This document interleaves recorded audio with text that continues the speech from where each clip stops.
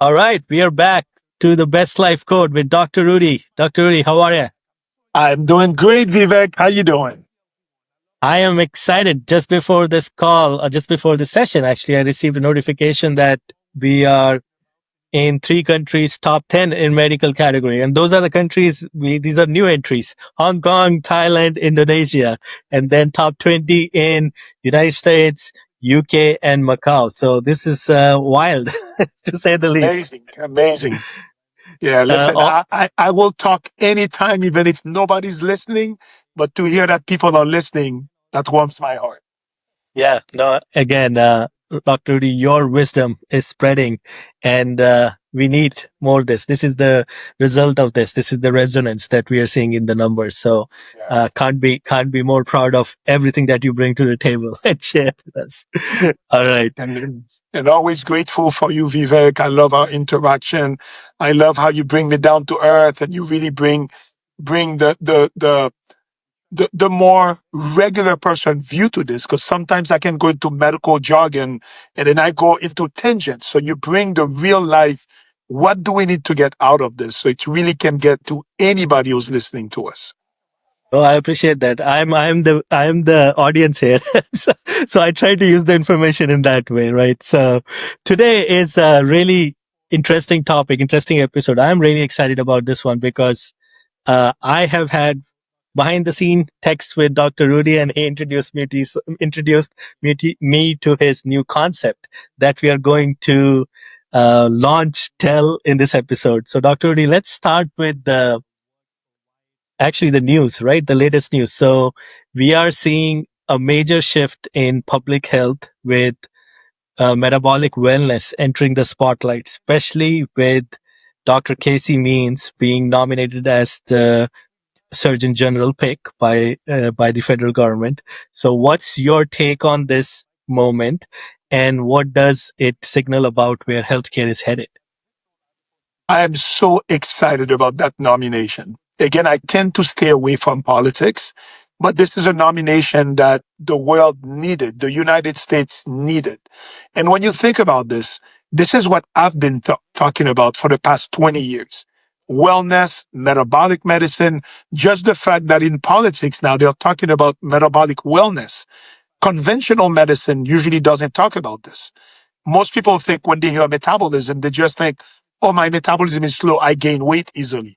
That's what they think about metabolism.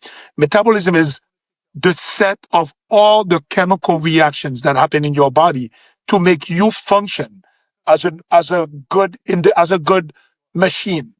So it's like if you think about an industry, inside of the industry four walls, everything that works in there to get something converted, you get in the raw material and you put the output on whatever you're making. Metabolism is exactly this. The way our body takes outside food, glucose, whether it's sugar, fat, amino acids, and turns it into energy. During that time, the more efficient your metabolism or your machine is, the better the organism functions. The less efficient your metabolism is, the more waste you have, the more toxic products you create, and the more disease comes out. So the fact that now we have Dr. Casey Means, who are a member of functional medicine, who practices functional medicine, that she can bring that to the national conversation. It is big for us. This is everything I've been talking about. Every conference that I go to, all the doctors, the nurse practitioners, the providers, the nutritionists who've been talking about, we need to fix our nutrition. We need to fix what we're eating. Why are we seeing such high levels of heart disease, of Alzheimer's dementia, of cancer in our population that is spending more and more money on healthcare dollars? There is something else that conventional medicine is missing. And, I am conventionally trained. I'm a practicing active physician. So I see that. I always say that. The way I look at myself practicing in the trenches, in seeing patients every day, I feel like I'm a foot soldier in a war. I'm fighting the war. I'm helping the maimed. I'm helping the wounded. I'm seeing the consequences of the war and I'm in it. But I need my generals to fight and say we need to change our nutrition. We need to change the way, the direction of our healthcare so that the downstream effect can be less. I'm fighting in the trenches, but I need generals. I need high ranking officials to really go after big food, big pharma to change our environment because our environment is killing us. It's like refreshing in that way, right? Like you finally have someone else from the systems that we hope to get the help, and we hear a news like this, then it helps like all the fight that you're fighting is not alone, and that's a big, Yeah. big signal, right? And I'm And so let's rewind a little, Vivek, because now there's a lot of people who listen to us outside of the United States. So let's kind of do a little context for everybody. So the Trump administration just nominated Dr. Casey Means as a Surgeon General. And there's a lot of criticism about this nomination. For me and for most functional medicine doctors, we're excited that somebody's talking about the things we've been talking about. So she is big on the Make America Healthy Again, the MYHA movement, which I support all the time because we need to try to make America healthy again. We need to, because it is not normal that as a first world country, we are the sickest in all the top nations. We have the highest risk of heart disease, highest risk of Alzheimer's, dementia, metabolic disease, obesity, and we're spending the most on our healthcare. So and I'm going to go over, Dr. Casey Means wrote a really good book called Good Energy that I read and that I really love that she wrote that because she talks about a lot of the things that make sense. You know, functional medicine, what I preach is always this. Number one is you have to think about the pillars of health: nutrition, movement, sleep. Those are the three most important fundamentals.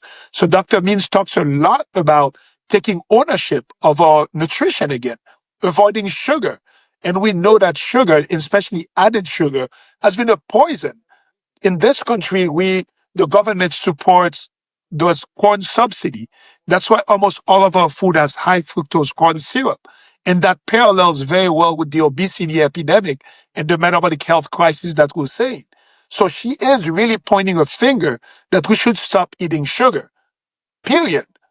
We have way too much sugar. You know, I was in the UK last year. They passed a sugar tax, which I think we should have in the United States. We should tax sugar so much more because sugar is causing so much of the metabolic health disease. And because of that, she is part founder of a company that uses the continuous glucose monitor, CGM, for patients who don't have diabetes. I've been preaching that for years, that everybody should know how much is your blood sugar, how your blood sugar reacts to different foods. Only with a CGM can you know that. For example, I had a patient the other day who used a CGM, non-diabetic, and he noticed that black beans really increase his blood sugar. Black beans is supposed to be healthy. For most people, it doesn't. But for him, personalized medicine, he realized I can't eat black beans that much. It increases my blood sugar. So imagine if everybody could have that as a clear view of what foods do to you personally. So she mentions that a lot. She talks a lot about taking ownership of your health. What we always talk about here, right? To do a self-inquiry.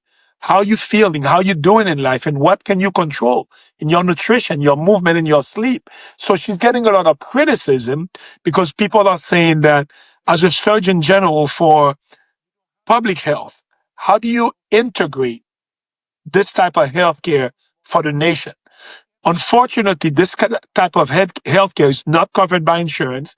It costs out of pocket money. So not everybody can do it. If somebody's on Medicaid or is already struggling to pay rent, can they pay extra money to get a CGM or go see a nutritionist? But what she's saying, I agree with her. Our money should be spent on helping us eat better, on helping clean up our food supply, decreasing toxins in our food, decreasing sugar in our foods. Of course, there is personal responsibility, but we need to go after those companies that put too much sugar and too much toxin in our foods to really hold them accountable. They are poisoning our nation. One of my saying is that the standard American diet, sad. That's it. The standard American diet is a weapon of mass destruction. It is causing thousands of deaths and disease. Why? Because it is such an unhealthy source of food. It is now estimated that 70% of our calories are coming from ultra processed foods. And the science is clear that ultra processed foods is not good for us, causes metabolic disease, causes heart disease. So should we find a way to decrease that? Of course, if you put in a population health, how do you decrease those costs? I'm going to leave those big decisions to the health makers, but it needs to be addressed. It needs to be addressed that we need to eat better. We can't continue at that rate of disease that we're seeing. We can't continue drinking soda, eating all the sweets that we want, and not expect that our society is going to be sick. When I see patients, I sit down with them. They're like, Doc, I want to lose weight. I'm like, okay, let's go over your meal. What are you eating? They're having muffins for breakfast. It's cake, sugar, sugared cereal. Then they have a Starbucks coffee that has 50 grams of sugar in it. Then they have dessert. At the end of the day, you see they're eating 3 times, 4 times the amount of sugar that you're doing. And what I tell them, it's like, it's not for me to give you a medication. You need to change the way you're eating. I know it's not easy, but if we don't have that honest conversation, it's difficult. So I embrace Dr. Means coming to really bring more common sense into public health, to say that we need to fix our food supply. We need to incentivize patients. We need to empower people into making better decisions in your foods. We can't just tell people, oh no, we can't tell them to do this. Challenge people into eating better. This is what Dr. Casey Means says. And I'm going to introduce, so this is the MYHA movement. Make America healthy again. I'm all for it, but I'm introducing a movement that I want to talk about more. I call it the MYHA, MYHA, make you healthy again. The way we make America healthy again is by making each individual healthy. You only have power in your decisions. I always say that, right, Vivek? We talk about empowering patients, making better decisions.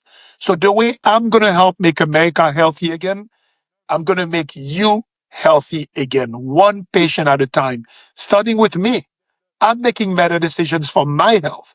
And I encourage each patient, each person that I see, you included, Vivek. I'm always, what can you choose better in your life to show up better? What can you change in your nutrition to be better? What can you change in your exercise to be better? So I'm not going to spend time talking about what I can do to make America healthy again, because my contribution is to make each one patient, each one person that I meet, try to make them healthy again. So yes, I'm all for MAHA, but I'm pushing even more MYHA. Love that. So make you healthy again. And that's the Maya. And this is so spectacular in every way because, and you have spoken not just like, you've been talking about this from very beginning, that it all starts from looking inside yourself, what you want for yourself, the self-assessment.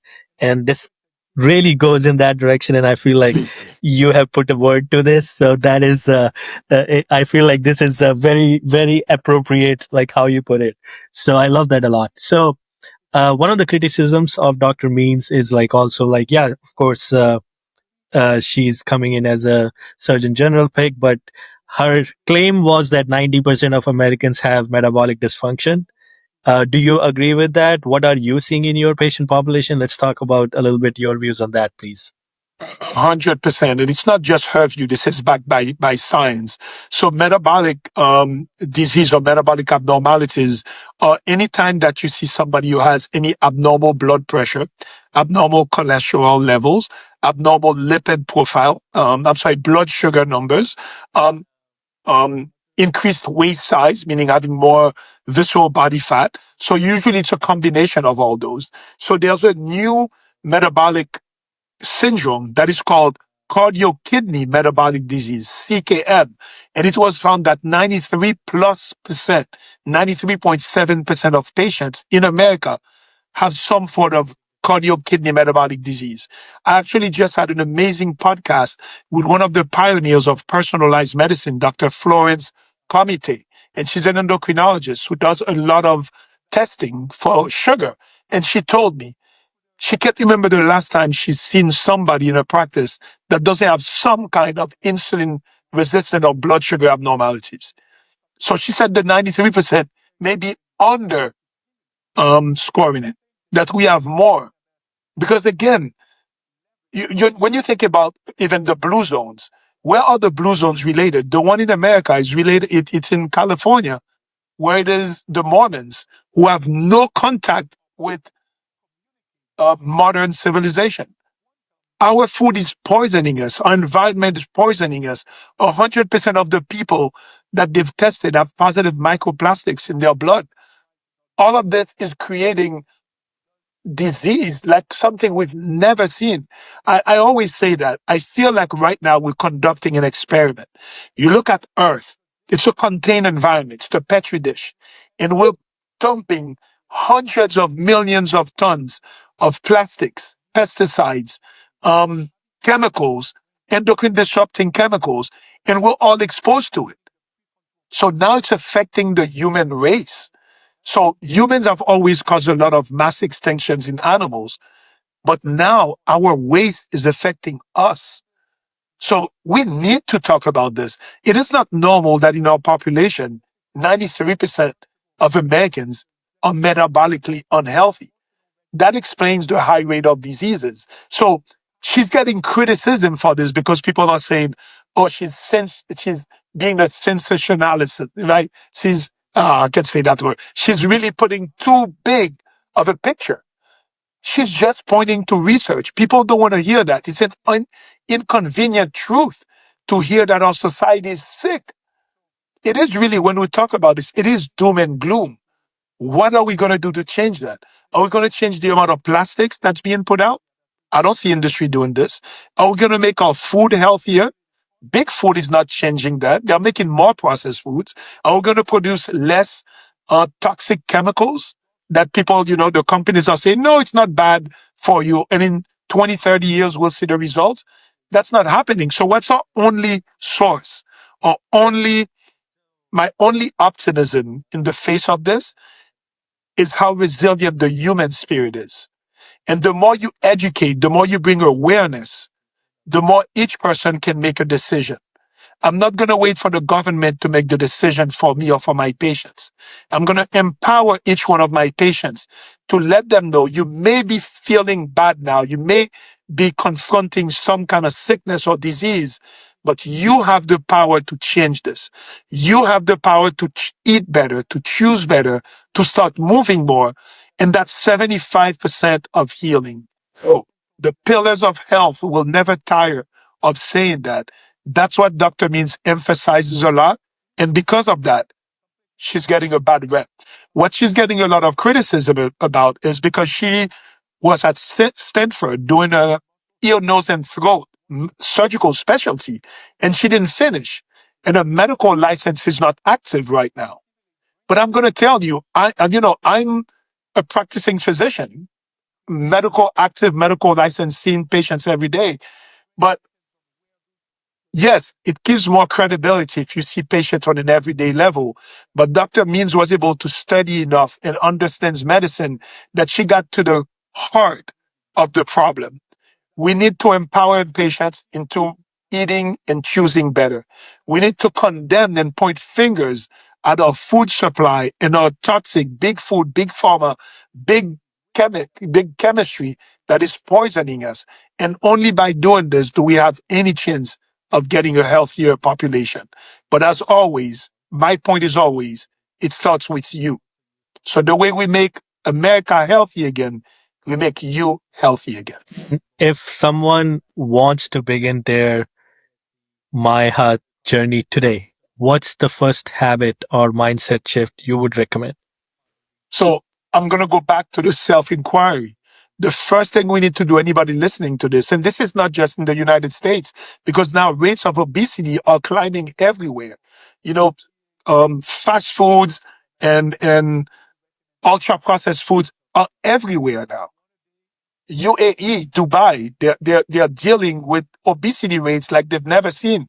Singapore, that never used to have obesity, now we're seeing that. In China, that you never used to see obesity, you've seen a lot of obesity and type 2 diabetes in young kids.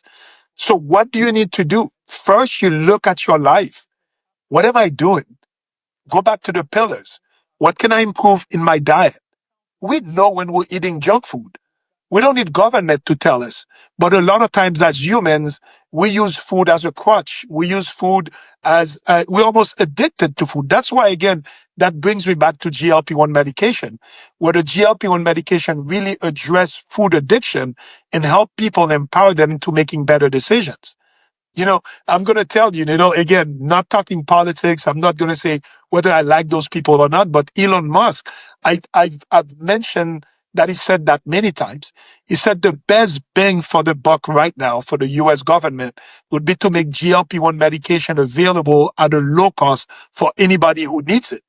If I combine that now, what Elon Musk said, to what Dr. Casey Means is trying to do, imagine all the people that cannot change their eating habits, that are bogged down by food addiction, dysregulated appetite physiology, food noise.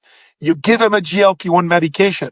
Now they start eating better. I told you that reports are showing that people who take GLP-1 don't eat junk food as much anymore. They don't drink alcohol. They want to eat healthier. So to make that, if we need to use GLP-1 to get people to choose better, if that's what we need to do, we should do it. But I love the emphasis that Dr. Means is bringing into food, into basic physiology again. She talks a lot about mitochondrial health. Mitochondria are the power source of our energy. So if we don't take care of our mitochondria, of course, we're going to have a sick disease, a sick population. And almost every chronic disease that we're confronting now can be boiled down to mitochondrial dysfunction and insulin resistance. And there is, of course, a lot of sense in the people now to measure everything. There's a lot of stuff people want to measure, and that's a good thing, right? We want to be data driven. We want to get all these CGMs, trackers, lab panels, all those things. But there is also a sense that now if but can tracking too much sometimes create stress and then even anxiety and depression, and that's also happens, right? Like sometimes even I have my Apple Watch, it's too many notifications, I have to just turn it off, right? So what do you personally draw, or where do you personally draw the line between awareness and overwhelm? How do you, what's your take on that? So those wearable devices are really transforming health because it again empowers people to see what's happening inside their own body, take ownership and make changes and have real-time data that when they make changes, they see some changes with it. So continuous glucose monitors are traditionally only reserved for diabetic patients. But everybody should have this. You should know how your body reacts to certain foods and try to maintain the blood sugar into a specific range because that is one of the most important determinants of how much chronic disease you will have in the future. And now, wearable devices are for everything. We can track our sleep. We can track our food. We can track our exercise, our steps, our heart rate variability. Yeah, you can do all this, but you're right, especially as a biohacker like myself. When does it become overwhelming? When is it too much? I have this. I have biohack fatigue. I have wearable fatigue. For example, one of my biggest problems myself is sleep. It's really hard for me to fall asleep because I have that monkey mind that can't shut down. So I keep thinking. So when I track my sleep, it does create some anxiety for me because sometimes I don't have control over my sleep. I had a bad night's sleep. The next day I look, oh my God, oh, my score is bad. And I think about it the whole day. I had a bad score of sleep. And then it's a psychological downturn. So what I do with my sleep, I'll check it from time to time just to give me an idea and I work on it. But when it comes to food, there's so much more we can do. If somebody, like I told you, the example of my patient who noticed that when he eats black beans, that traditionally don't increase blood sugar that much. In his case, black beans wasn't good for him. So he changed his diet immediately. So that data can change your day-to-day plan and give you better outcome. So I really feel that each person should find wherever their comfort level is. What can you track without getting overwhelmed? What can you take action without getting overwhelmed? I get that a lot when I speak to my patients or friends about this, that, we're contaminated from everywhere. Don't use plastic. Don't use plastic bottles. Like, don't use perfume. Don't use EDCs. It's so much. Some people be like, you know what? Everybody has to die of something. I'll just be like an ostrich. I'll put my head in the sand, and then whatever happen will happen. I'll try my best. So there is this overwhelming feeling that can happen. But I tell everybody, you need to find the combination between being realistic and not living in fear. If you live in fear and anxiety or in lack, you'll never do well. You need to live in abundance and have abundance feeling while you're realistic. So those things are not opposite of each other. We always talk about the duality of life. How do you confront something that you're afraid of, but you still need to make positive steps? You confront it, you see it, you make the changes, and you let it go. And then you try that every day. You go at it every day, but you don't let it affect you, because it can become overwhelming. And a lot of people just say, it's too much for me. I'm just going to give up, and whatever happened will happen. Love that. It's like the law of marginal improvements. You try it. If it's pushing positive, you keep making that change. If you see it's going delta negative, then you know you need to make change in opposite direction, and then you know it. So that is fantastic. Okay, And and I always say that also. I love Abraham Hicks. She's one of the teachers I listen to the most. And she says the duality of life, you need to find the balance between satisfaction and eagerness. You need to find satisfaction between I'm good right here, right now. Even if I have diabetes, even if I have all the disease in the world, I'm love, I'm pure light. That's the satisfaction. But at the same time, you need to have the eagerness to get better. You're not going to say, I'm only going to be okay when I'm better. So you need to have satisfaction and eagerness to change at the same time, and not let the eagerness create too much anxiety and you have no love or satisfaction in your life. But at the same time, don't let the satisfaction make you complacent and you become lazy. So satisfaction and eagerness, problem solving, and being good. Yes, I need to solve this, but I'm good right now. Live in abundance, live in peace, live in inner peace, but do everything you can to improve your situation, especially your health. this is great advice. Also, you've always spoken about the connection. Like not just connection in general for human social connection, hormones, mindset, and then spiritual health all together with this, right? Now, I feel like just for the sake of this episode, we're also talking about metabolic health. And where does that holistic view fit into the metabolic health and longevity per se? What's your take on that? Yeah, so it's funny, right? I'm a physical medicine healer. I heal, I treat the physical body. That's what I've been trained for as a conventional medical doctor. I'm a healer that treats your physical ailments of diabetes, obesity, hormonal imbalance, but it's all for the physical body. But after my psychedelic experience, I realized that we're not just this physical body. We also have a light body that's connected to the greater mystery of it all. And what is the physical body but a receptacle for the light body? You know, they say that your body's a temple. Take care of the temple so that your light can bright shinier. So I'm here to help people take care of their temple, their physical body. But the bigger vision is to make your light bright shiner, make your spirit, make your connection to divine even stronger. When you feel better, you can be better. When you feel your best, you can be your best. My goal is to help you feel better so that you can be better. So that's the correlation for me of the physical body and the spiritual and the mind body. The better you feel, the easier it is to connect.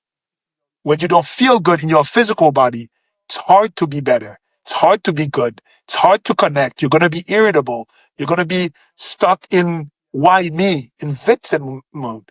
But when you feel great, your hormones are good, your body feels good, it's easier to elevate your vibration, your energy, to connect and to enhance your spiritual connection. And little bit on this further along the line, like people who are hopefully are taking notes from this episode, a lot of things, good stuff. But if they are rebuilding their metabolic health, especially let's say diet and food chain is one part of that, from your patients, what are kind of like the things that rebuild the metabolic health for people? Are there two, three things that you can point out other Number than one, diet? nutrition. We are what we eat. Nutrition is the lowest hanging fruit of wellness. You control what you eat. It's not easy. We always talk about this. And if you're going to do one thing out of nutrition, decrease your sugar intake, decrease your intake of ultra processed foods. We need to go back to eating real food, something that doesn't come out of a bag, something that you can cook, something that you take, you peel. Although those now they have a lot of pesticides on them, but it's still better than eating something that's in a bag. I'm struggling with this at my house. I'm trying to do the best. I remember growing up in Haiti. It's maybe once a month that you get a bag of chips or a bag of something. Everything we ate came from the earth. It's rice, plantains, whatever meat, whatever chicken, whatever root vegetables we had, it came from the earth. You go to a supermarket here, you see everything is gleaming, it's bags. It's convenient. We all fall for it. So if there's one thing people can do that's the easiest, and that's what Dr. Casey Means talks about. We have power over what we eat. Even if you have an addiction to food, you can change the way you eat. Start eating more whole foods, some real food. Focus more on protein. Cut down your sugar. That's going to be one of the most important things you can do for your health. And of course, kill the soda. That's so much soda around here. I go from here to Europe, and then I see the quantities are this much, and then here we come and we get free refills after the big Ridiculous. launch. Yeah, I don't drink It's like, soda anymore. Maybe once uh, in a month. I don't even like the taste anymore. But yeah. you see so many people, some of my family included, that I see my extended family, they can't have a meal without drinking soda. This is wrong. Soda is pure sugar. I really am in favor of having a sugar tax in this country. If you want sugar, it should hurt your wallet. And it is not class discrimination. We don't help Medicaid recipients or people who can't afford food by giving them bad foods. We need to cut down the sugar intake in this country. That would be the most important thing we could do. That would stem down the obesity crisis, the diabetic crisis that we're seeing, the metabolic crisis that we're seeing. And that's why, again, I'm going to tie it back to GLP-1. GLP-1 makes people don't want to eat that much sugar, don't want to eat that much processed foods. So when I say to people, you need to change your eating, then I understand that for some people, it's not that easy. That's why sometimes if you need a GLP-1, if you need all of those things, go for it. But you need to realize as an individual, what are you putting in your mouth? Most people will have their cars, they put the best octane, the best gas in their car, but they are eating junk food. They take care of their car better than they take care of their own body. There's a there's a dissonance. There's a really something that the American public is not seeing. Most Americans take care of their cars better than they take care of their body. If you would not put leaded gas in your car, you should not eat junk food. If we think about it like this, it would flip the way we think about health. And then on that note, Dr. Rudy, what will be the last word for Americans who can hear one message about the MYHA movement that you started today on this show? What would be your last word, last advice to reclaim, be alive, and live the life that they should be? Go ahead with that, please. I'm all for the make America healthy again. But the power that I have and that you have is to make you healthy again. Change your decisions, change your choices. You can change your life. And the way we change the collective is one individual at a time. Love it. I keep saying that this is the beauty of the wisdom that you bring, because you also connected not just the medicine, not just the thing. You also say like, bring back to yourself, right? And Yes, that is yes. the best thing about the knowledge that you share. And I'm sure a lot of people love you for that, because you bring it the ownership on them as well. So once again, And while thanks. I'm bringing all this, I bring it with love. Be realistic, but keep love in there. Like don't criticize yourselves. Because, when we talk, a lot of people, when they told me that, they reached out to me. They're like, Doc, I listened to your podcast. I did my self-assessment, my self-inquiry. And oh my God, I'm doing so bad. And I got depressed because I don't know how to get out of this. I'm like, no. First, congratulate yourself in taking the first step. You're taking a deep look inside of you. That's the first step of change, seeing where you are. Once you do this, take a moment to congratulate yourself. Get a little win from this. Yes, it's a big hill to climb, but take it one step at a time. And every step, you bring love, you bring awareness, you bring gratitude to it all. That's what ties physical, mental, and spiritual wellness. We tie all of this together. There is no time for victimhood mentality, no time to really bring down on yourself. Bring joy to yourself, bring love to yourself, but you can be better. You can do better. Do better while you bring in love. Great. On that note, we will conclude today's conversation. And once again, Dr. Rudy, amazing conversation, amazing insights. I'm pumped. I am pumped too now.